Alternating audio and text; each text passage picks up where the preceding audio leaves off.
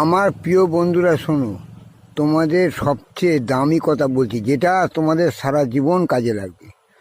সবার সঙ্গে তুমি যদি ভালো ব্যবহার করো, ভদ্র ব্যবহার করো, নম্র আচরণ করো, তুমি যে ফিরে সেই রকম ব্যবহারই পাবে সেটা কিন্তু মোটেই আশা করো না।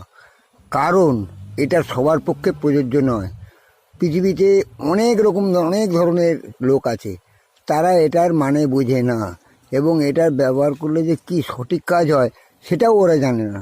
তাই তারা নির্বোধ এবং একেবারে আকাট মুখ্য। এই যে নম্র ভদ্র ব্যবহার তুমি করছো, ওরা মনে করবে তুমি দুর্বল, তাই তোমরা ভয়ে এই ব্যবহারটা করছো।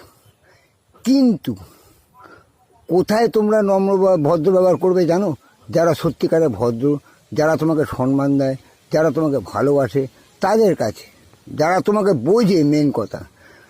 আর যে যেরকম ব্যবহার করবে তার সঙ্গে উল্টে পাল্টে সেই রকম ব্যবহার করো, যাকে বলে টিট ফর ট্যাট।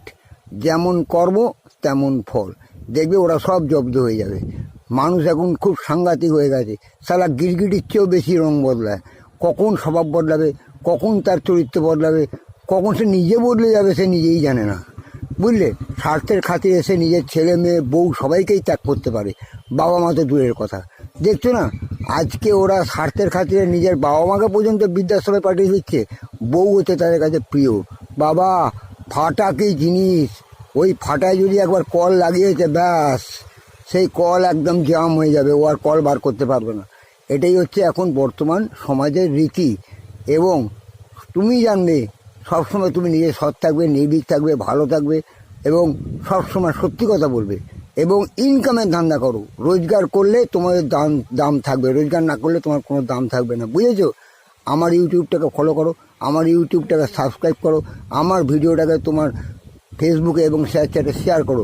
প্রচুর ইনকাম পাবে, প্রচুর, যা তোমাদের বলতে হবে না, পাবেই তুমি।